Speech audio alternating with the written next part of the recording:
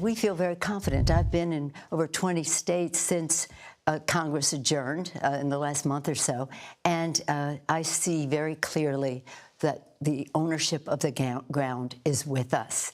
It's about getting out the vote. Everything else is a conversation compared to that. That was House Speaker Nancy Pelosi speaking yesterday with Face the Nation moderator Margaret Brennan. She says that she's confident about the midterms with just 15 days left until Election Day. But our polling numbers tell a different story. The CBS News Battleground Tracker is estimating that her party, the Democrats, will lose control of the House. So for more, I want to bring in Ashley Etienne and Brenden Buck. Ashley is a CBS News political contributor and former communications director for both Vice President Kamala Harris and House Speaker Nancy Pelosi. And Brenden is former communications director for Paul Ryan and currently a partner at 7 Letter, a Washington communications firm. Great to see you both. Thanks for being here. Ashley, I want to start with you. I don't think that anybody could accuse Nancy Pelosi of being naive, given that she's been around politics for a long time. But is she being realistic here? Or is she risking, with this message, getting Democrats to get complacent?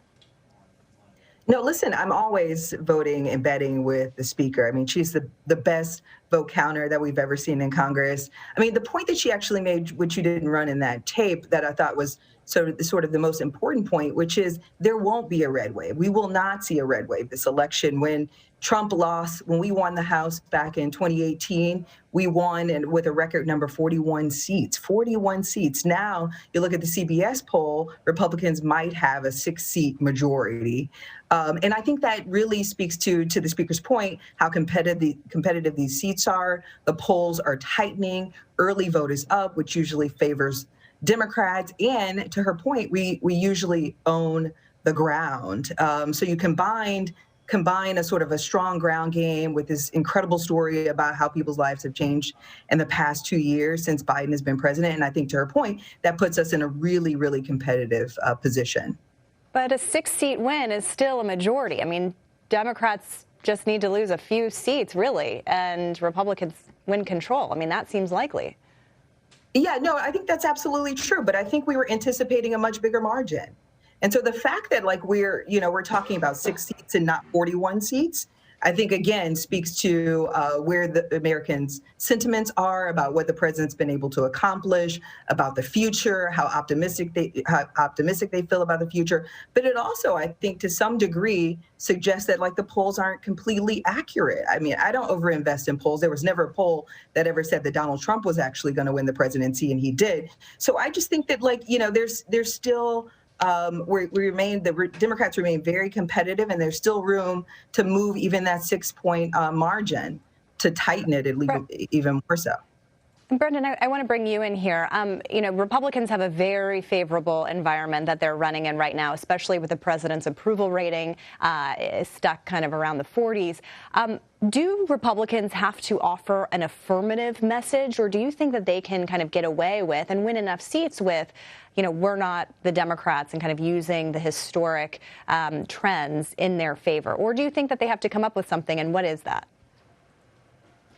Well, I will note that they did put out an agenda a few months ago, but if history is a guide, you don't have to really run on a positive agenda. I mean, every midterm election since I've been around has been a referendum on the president, and this looks like this one is shaping up to be one as well. That's the deal. When you're in power, especially when you have full control of government, as Democrats do now, people are going to judge you based on the results, and I don't think they are liking the results that they see. And at this moment, it may not be that Republicans win 41 seats, but it's very likely that they're going to have a very big night. They probably won't win 41 because they already have a lot. As you noted, they only need to win 5.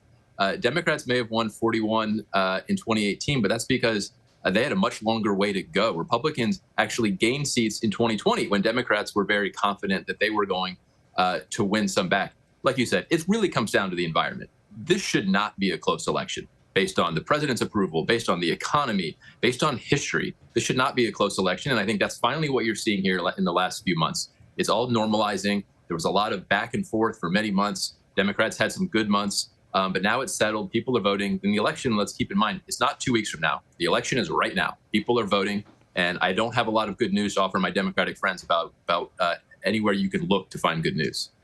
Yeah, that's a really good point, Brenden, that people are voting. So Election Day has already begun. I do want to ask you both about this kind of key group that I've been really keeping an eye on, and we've been keeping an eye on here at CBS. We've kind of divided voters into 4 groups, and one of them is this group of pressured parents. These are people who have been feeling the policies of the pandemic, but also the economic effects and so much that has gone with it. I want to play a little bit of sound that we have from this focus group that we saw on Face the Nation over the weekend and get your thoughts on the other side. Biggest concerns about raising children in America right now. John? We should be pushing the actual school studies, math, social studies, science, not, gender studies. You can teach them one thing at home, but when they go to school, they're just as much influenced by their teachers and their surroundings. And we should have more input, the parents, of what we want them to learn. I agree. The other issue has to do with COVID. There's less teachers in the school district.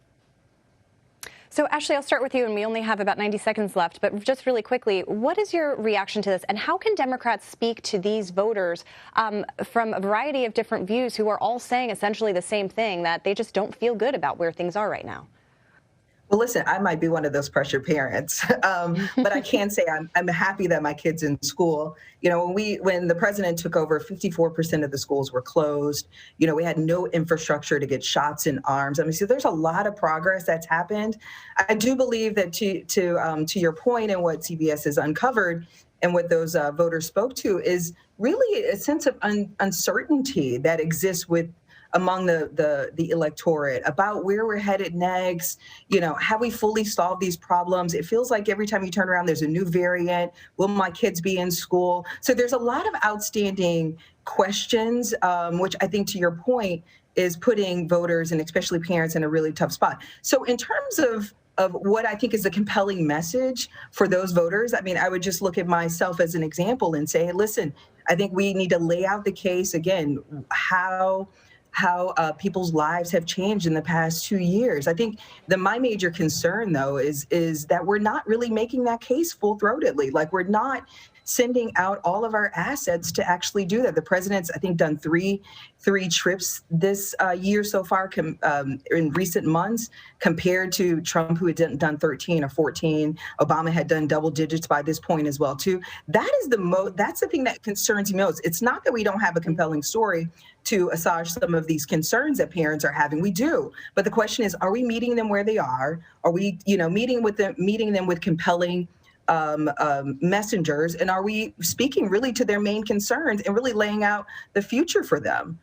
And Brenden, this group seems ripe for the Republicans' argument, especially trying to get those voters back that they lost in 2018. And this is where you first saw the first signs that this election was heading towards Republicans. These issues were front and center in the Virginia governor's race, and it just speaks to the level of anxiety that exists in the country. And the fact that people don't think Democrats are focused on the issues that they really care about. There are big, important issues like climate change and like voting rights, but those aren't the things that your average voter is thinking about day to day. When they see Democrats so worked up on those issues and not focused on things that matter to them in their day-to-day life, of course, like the economy and inflation, you're going to lose them. They just don't feel like you're in touch with them. And I think that's one of the biggest stories of this election, a party in power that seemed like it wasn't as closely focused on the issues that average voters care about in their day-to-day lives. Yeah, voters in battleground states keep telling us when we're out on the trail that things just feel really hard right now. Ashley and Brenden, thank you so much for your time and your perspective. We appreciate it, and we'll see you soon. Thanks, guys.